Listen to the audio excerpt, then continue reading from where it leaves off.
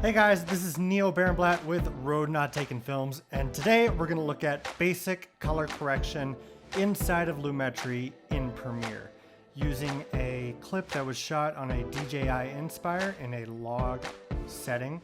So we have lots of room to play around, lots of room to be creative, and what I want to do today is just show you the basics of how to get an image like this to look really good without going too deep into the weeds.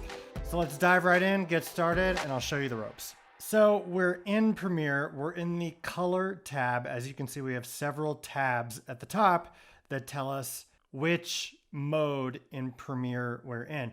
And all that really means are the different windows are actually activated, pulled up, and placed in optimized locations that sort of help you do a specific task with likely everything you need in front of you. So really the things we're looking at are the scopes over here. We're looking at the viewer in the middle and our controls on the right. And the scopes, we actually have a few other options. If we press the wrench down here, we can see different kinds of scopes and we can toggle on and off what scopes we want to be looking at. So we also have the option of turning the waveform on. And that one's actually pretty helpful too. So maybe I'll keep that on. But I could also go back in and say, no, I don't want to see the histogram. Great, it reconfigures it to where I can see both of those big now. But I do like seeing all three. Some people, in fact, a lot of people like seeing 4, the HLS or the YUV vector scope, the histogram.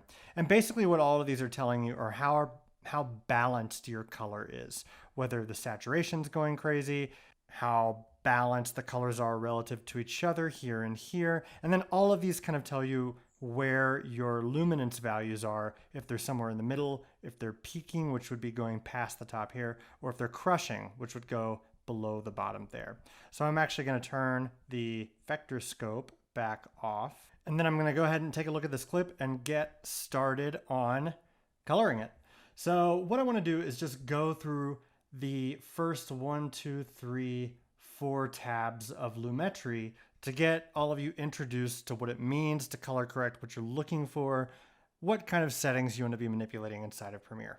So let's open basic correction first.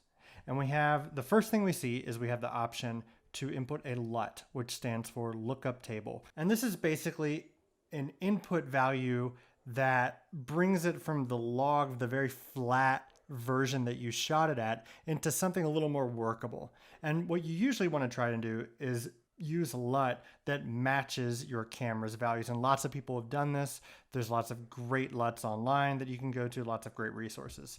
So these are the ones that I have already in Premiere. And I happen to know that this was shot with a DJI Inspire, so not a Phantom. But if we do the Phantom, you can see it's pretty awful because it's working with a different set of values. So I'm actually going to switch that back to none. And I'm going to browse for the LUT that I want. And I already have it directed to a LUT directory that I have. And in this directory, I actually have a DJI Inspire log, which is what we shot it at, to Rec 709, which you can see here is the color space we are working in, 709. So let's go back to browse, DJI Inspire log to Rec 709, and open it. And already you can see it's a little more contrasty, it's more workable. And if I toggle this on and off, you can look over the scopes too and see the changes that are happening. So this is where I want my starting point to be. This is giving me a little more contrast, and I'm gonna have a little easier of a time getting things to where I want them to be. So one thing we could do is we could start with the white balance selector. And basically the idea, whatever you select is what's supposed to be white. So we could decide that this ice needs to be white, and let's do that. Okay, so now according to this ice being white, these are what the rest of the colors should be. That may or may not be true. You may or may not want that. And all that basically does is it adjusts the temperature and tint to get that effect. So if I move this back to 0, right in the middle, we'll start looking around, oops, we'll be back to where we were. So really all this is doing is warming it up. I don't know if I want it that warm or wherever it was. So instead of doing that automatically, I'm just going to manually warm this up just a bit. Cool. And then I'm going to move down. So next we have tone, so we can mess with the exposure. I can move this around, but I honestly kind of like where it is. Like it's pretty even, pretty in the middle, balanced. So instead what I'm gonna do is push the contrast a little bit because right now it's pretty flat. It's not very interesting. So the whole idea is to get this to look more interesting while staying natural. So let's push this just a little bit or just a lot. Cool, we're not going crazy anywhere. Now I can see that this is getting a little high and this isn't quite low. So I'm gonna lower the exposure just a little bit to keep it even. Cool. And then I'm gonna bring my highlights down just a little bit so I can see a little bit more, because if I push them, you start to lose detail that's otherwise there in the clouds. So you can push them, but I generally bring them down a little bit. And then I push the shadows just a little bit so I can just get more detail everywhere. If I bring down my blacks and push my whites and keep bringing down the blacks just like that, you never want them to go below or too far below that point. Sometimes they do, but you want to try and maintain as much detail as you can. Cool. And then since it's still looking flat and the colors really aren't popping at all, I'm going to bump up the saturation just a bit right there. Cool. So we're done with the basic correction tab. Let's move on to creative. So we can also work with some looks in here, and you can actually toggle between them right there. And those are all nice and very stylistic, but we are just grading for correction right now and not something super styly like this. So I'm not even going to deal with that. But if you did want to, you could just find the one you wanted, click on it, and then you have it. But I'm going to undo that. Cool. And ignore this.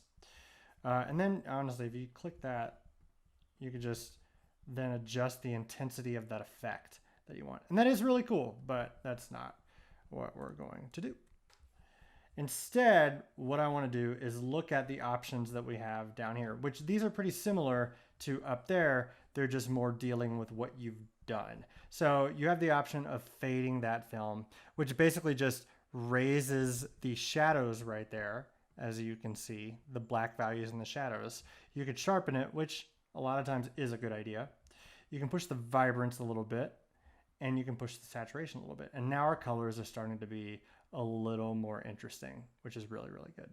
And one thing to try and pay attention to is, because I'm pretty sure that this should be, I mean, it's nice that it's got a little color because of the environment. So maybe we'll keep it that way, but maybe it's possible to get it a little closer to white. So we'll deal with that in a minute.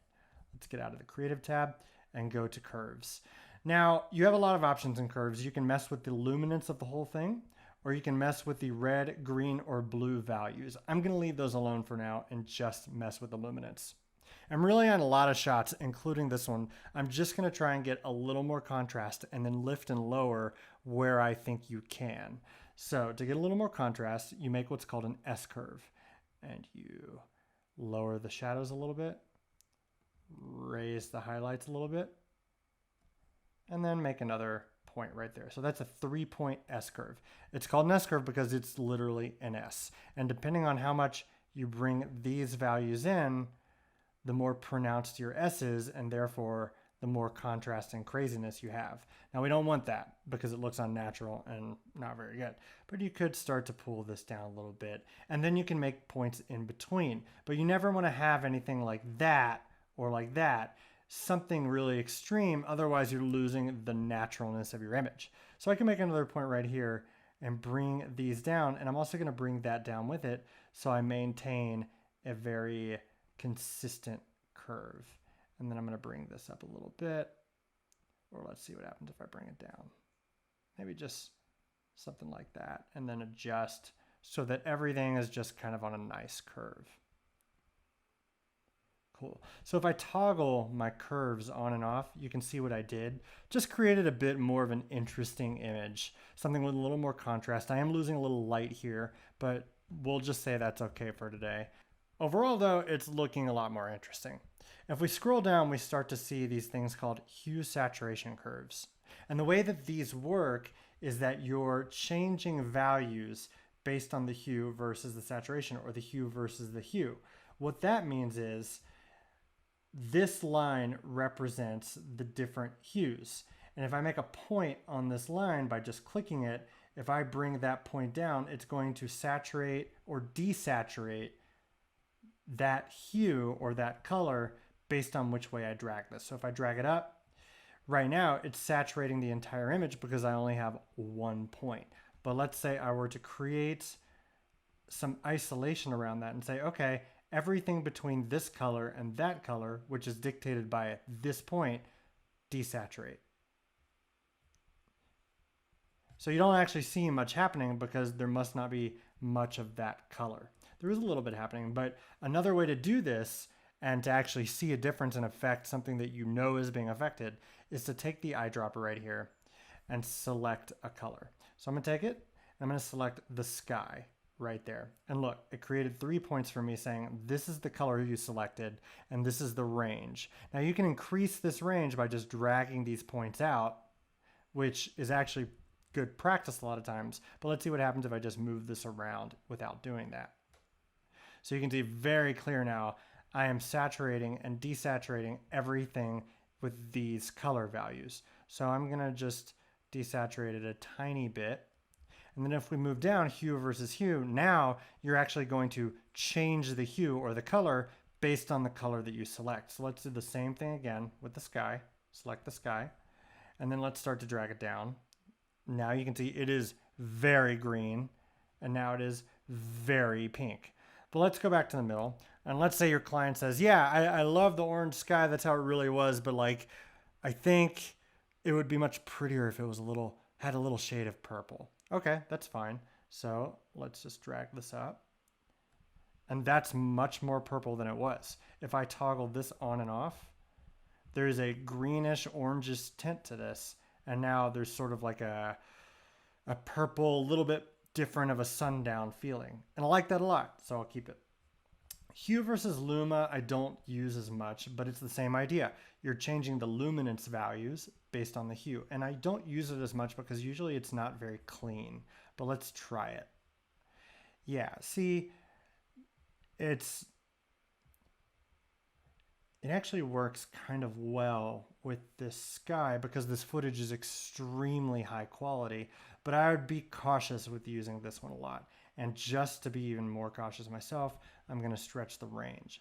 And sometimes by stretching the range, it smooths the entire effect out instead of keeping it really narrow on just a certain amount of values. So Luma versus saturation, I actually like this one a lot. A lot of times while you're coloring, the shadows or the highlights are suffering from added color based on what you're doing, and it's so hard to tweak things to where everything's perfect. So a lot of times, if I have a color correction that I like, but I notice, dude, my shadows are blue and it's just gonna take too much work and thinking to get them to not be blue, well, that's what this is great for. So I can say anything below this point, any luminance values below this point, which this means darkness because it goes from dark to light, just desaturate. So you can see that's actually already doing something. Some of the reds, the shadows were clearly red up there, and now it's desaturating. It might be a little hard to see. Same thing was happening with the blue. So I'm gonna keep that like it is, and maybe that's a more natural, realistic feel. Sat versus sat, same idea, based on this level of saturation, and I almost never use this thing. So last but not least, what we're gonna do today are the color wheels and match. And we're just gonna worry about the color wheels right now. So the color wheels are the most common, iconic thing in color correction. And basically you're changing the hue and the luminance values of the shadows, the midtones, and the highlights separately. So, and that's where our scopes are gonna come in a lot. So right now we can see there's a lot of red happening in the highlights and in the shadows. And these are somewhere between the shadows and the midtones. And I kind of want to clear that up. Even though I like the way this looks, it's not technically correct. So I can do this and then decide to change it, knowing that I've altered something that is correct. So I'm going to adjust the highlights to make things just a little bit less red. And I do that by pulling this in the opposite direction of the color that I don't want. So the result that you're seeing is these colors are coming together, which is basically telling you things are more even now. And the more even they are, the more white is actually white. And that's what you're sort of trying to achieve, not necessarily with color grading, but with color correction, because you're trying to get it to be a certain level of correct. So I'm actually only looking at the scopes for just a second until I can see these three lines right here sort of even out a little bit. I'm just playing because I don't have actual physical color wheels with me. I'm just with my trackpad. Cool. Yeah, so that is technically where things align. And I can already see, let's try the shadows a little bit. Now the shadows, actually, they say they look good here. It's really this point, these things right here. So let's mess with the midtone. Let's see if it's too much red or not enough red. I think it's not enough red because of what we did to the highlights. So let's just bring the red back up. Cool. And put a little more blue in the highlights, but away from purple because I can start to see things being magenta. So while things may be more technically correct right now, they may not be as pleasing. You may not want everything that's happening here. So let's turn this off. You know, I kind of like this image better right there. The sky and the ship, I like the way it looks without this correction, but the ice, I think, looked a lot better with it. I think we were getting something a little more interesting down here. So what I'm actually going to do to basically split the difference is I'm going to make two instances of Lumetri. And the way I'm going to do that is I'm going to go to the effect controls up here. I'm going to toggle this down, and I'm just going to press Command or Control C and Command or Control V to copy that. So now we have two instances of Lumetri happening. I'm going to go into the first Lumetri right here, and I'm going to go to Color Wheels and Match and just uncheck Active. And in the second instance of Lumetri, I'm going to uncheck Active for everything else. Cool. So in the second instance of Lumetri, I'm going to rename it by right-clicking and pressing Rename and say Lumetri Wheels. And on this one, I didn't read a type Lumetri. I'm just going to say Adjustments. Cool. So now we know which one we're looking at. And Lumetri Wheels, I only want to affect the ice. So what I'm going to do is create a mask with one of these tools, only outlining the ice. So I'm going to take the pen and I'm going to go to the first frame and just draw a really rough shape. I'm not going to try and be too detailed right now. I do want to move that down a little bit. Awesome. So now you can already see that I'm getting the effect I want. Before I move on though, I should actually feather this out because once the video plays, this one is a little more subtle, but there is a stark difference happening in that line. So I'm just going to feather it out a little bit more than it already was. And those dotted lines actually indicate how feathered it is. Cool. So I like that. And now the great part about this is I have other things I want to do to the ice, not just that. But before we move on, we should just keyframe this mask a little bit. I don't think we need to track it, but we can just move with the camera to make sure that we don't hit the sky with our mask. That's not what we want. So that's okay. I messed up that curve a little bit, but I'm not going to worry about it. Cool. I'm happy with that. I'm going to live with it. Great. So the other thing I want to do is create more contrast in the ice. So now that I have Lumetri Wheels selected, I'm actually going to rename that to Bottom. And now I know that this is only affecting the bottom while this is affecting everything. So if I go into Curves, which is where I'm going to play, and I turn this back on, I can see that I'm already doing a little bit of work, but I'm going to make this a little more drastic.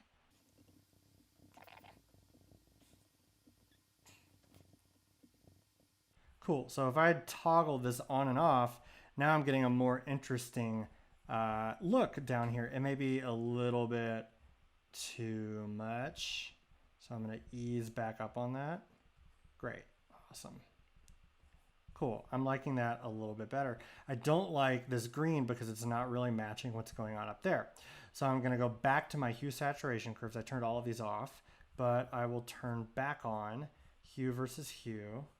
I'm going to just reset that by double clicking, and I'm going to eyedrop the color that I don't like and make it match that sky a little bit more.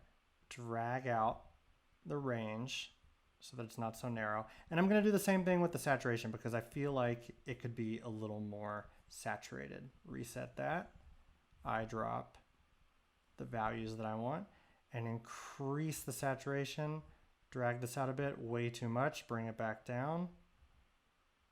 Great. So now if I turn this whole thing off and back on, now I'm getting something a lot prettier. I think it's a little magenta in places, so I'm going to go back to the color wheels, and you can see, yep, it's really leaning on magenta. I'm just going to bring it away from that magenta down towards the blue just a bit, but not too much because I kind of like a little bit of it. Awesome. Last but not least, let's go back up to the thing that's affecting everything, and let's make a vignette so that we can sort of create an interesting look around everything. So if you bring the amount down, you can see that we're creating darkness, something a little bit fadey. If we bring it up, we're actually going to do the same thing with white, which is not what I really want now. So I'm going to bring it down. I'm going to adjust the midpoint so it's not so much inside of my frame. Make it nice and round. So now we can see it coming on the edges. And then let's see if we feather it more, if we feather it less. I think somewhere right there is fine. I don't mind noticing that it's there.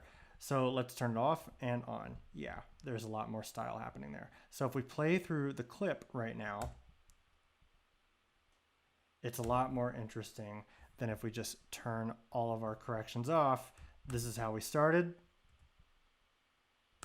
and this is how we ended up. Thank you so much for watching, guys. I'll be back with more tutorials soon. This has been Basic Color Correction with Lumetri inside of Premiere. I'm Neil Barenblatt with Road Not Taken Films. See you soon.